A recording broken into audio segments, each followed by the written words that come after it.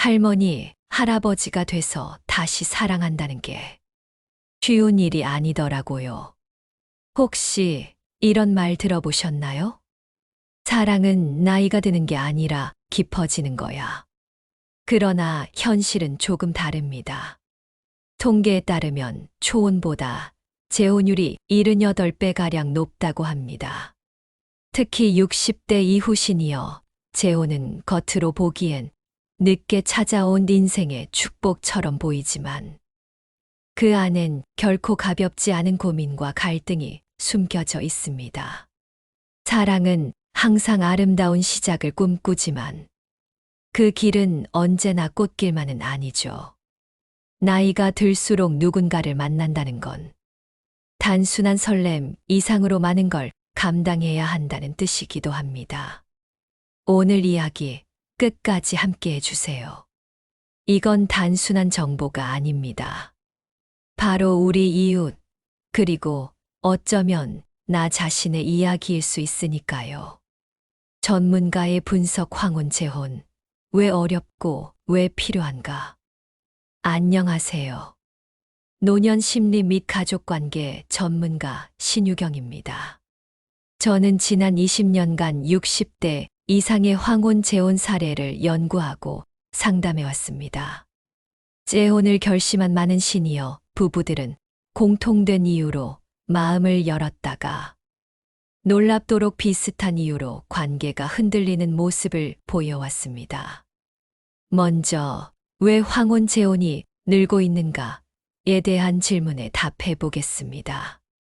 통계청의 고령자 통계 2023년 기준에 따르면 60세 이상 남성의 재혼율은 15년 전보다 약 3배 이상 증가했습니다.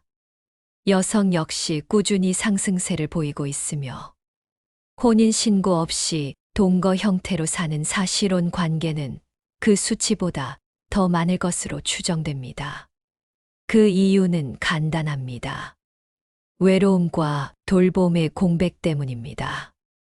배우자와 사별 후 긴 시간을 홀로 보내는 시니어들에게 하루하루는 단지 고요한 시간이 아니라 정서적 단절이기도 합니다. 그러나 막상 재혼을 결심하고 나면 현실은 결코 간단하지 않습니다. 일 경제적 이해관계의 충돌. 시니어 재혼에서 가장 큰 갈등 요소는 바로 재산입니다. 60대 이상은 대부분 퇴직연금, 임대 수익 혹은 상속 재산을 보유하고 있는데 그 재산은 종종 자녀들의 관심과 맞물리며 갈등을 증폭시킵니다. 많은 자녀들이 말합니다. 우리 엄마가 다시 결혼하면 그 사람에게 재산이 갈까봐 걱정된다. 이러한 심리는 부모의 노후 삶을 걱정해서이기도 하지만 사실상 유산 상속을 둘러싼 이해관계 때문이기도 합니다. 이 때문에 전문가들은 혼인신고 없는 동반자 관계를 선택하라고 조언하기도 합니다. 이 자녀의 정서적 반감과 관계의 장벽. 성인이 된 자녀들은 부모의 연애나 결혼을 쉽게 받아들이지 못합니다. 특히 어머니가 남성과 가까워지는 것에 대해 부정적인 감정을 갖는 딸들의 비율이 높습니다. 이는 보호 본능과 동시에 감정적 배신처럼 느껴지기 때문입니다. 실제로 한 여성 내담자는 이렇게 말했습니다. 아버지 돌아가신 지 얼마 안 됐는데 엄마가 다른 사람 만난다니 너무 충격이었어요.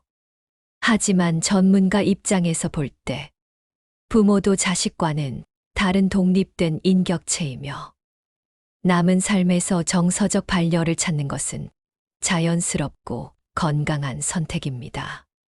이럴 때 필요한 것은 무작정 자녀를 설득하려는 시도보다 진심을 나누는 시간과 태도입니다.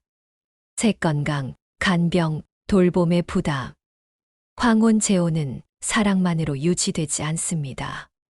한쪽이 병에 걸렸을 때 상대방이 어디까지 헌신할 수 있는가? 이 질문 앞에서 많은 재혼 커플이 흔들립니다.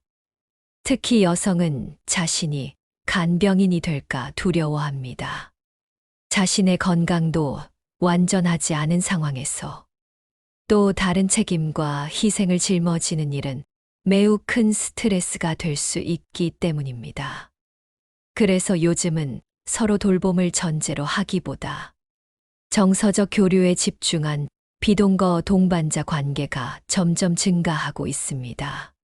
지금부터는 실제 이야기로 돌아가 보겠습니다. 박경희 할머니의 선택은 우리 모두가 고민해봐야 할 한 가지 질문을 남깁니다.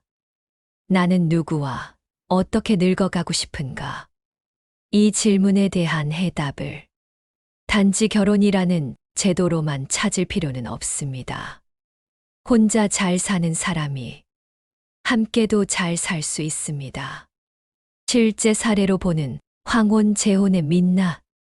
황혼 결혼은 단순한 로맨스가 아닙니다. 실제 삶을 걸고 마주하는 진짜 현실입니다. 아래는 상담 현장에서 만난 세 분의 사례를 기반으로 구성한 실제 이야기입니다.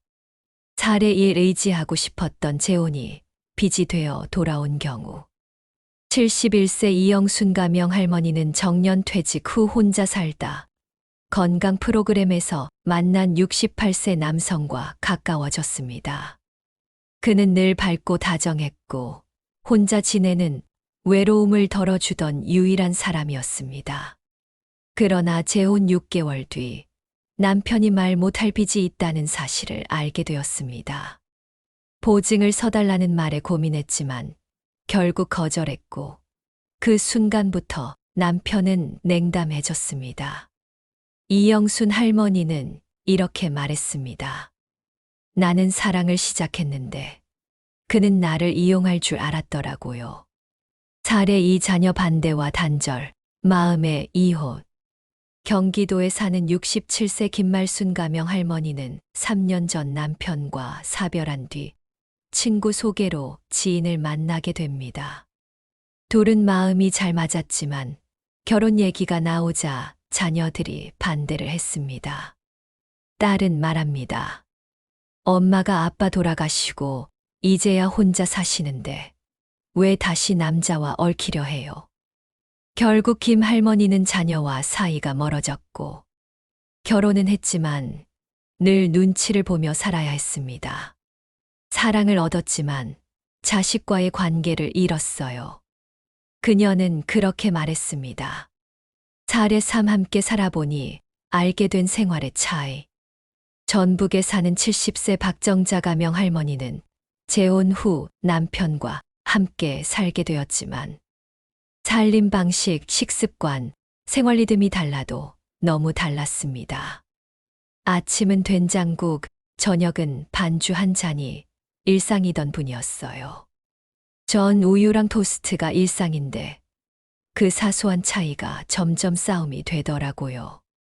결국 두 사람은 각자 따로 살기로 결정했고 지금은 한 달에 한 번 만나 차를 나누는 좋은 친구가 되었습니다.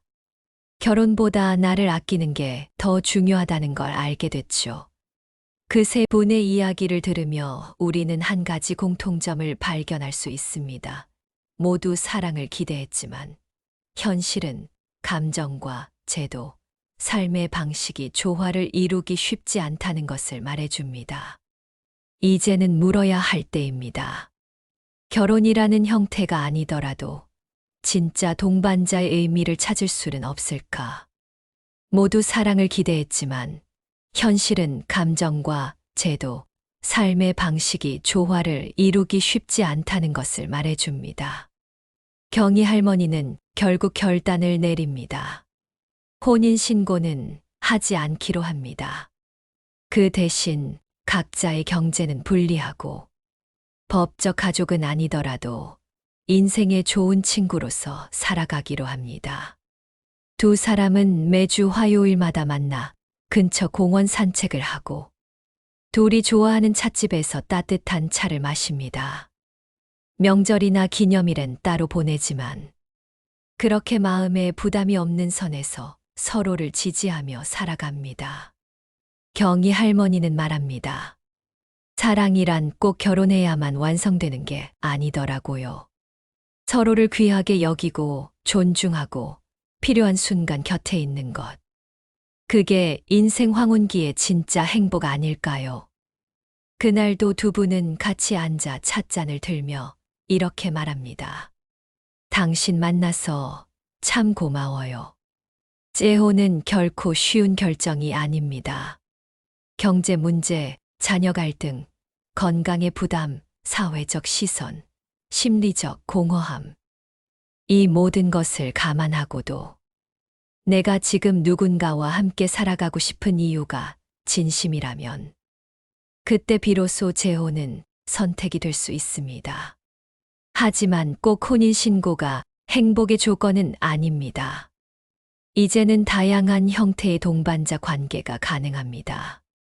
무엇보다 중요한 것은 자신의 외로움을 타인을 통해 채우려 하지 말고 스스로의 삶을 충실히 채운 다음 그 충만함으로 상대와 만나야 오래 갑니다. 결국 혼자 잘 사는 사람이 함께도 잘 살 수 있는 법입니다. 오늘도 지혜담과 함께 해주셔서 감사합니다. 혹시 주변에 재혼을 고민하시는 분이 계시다면 이 영상을 꼭 공유해 주세요. 이 콘텐츠가 누군가의 인생 이막에 따뜻한 등불이 되길 바랍니다.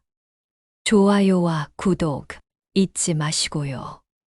댓글로 여러분의 생각도 나눠주세요. 다음 영상에서 또 만나요. 당신의 황혼이 더욱 빛나길 지혜담이 함께하겠습니다.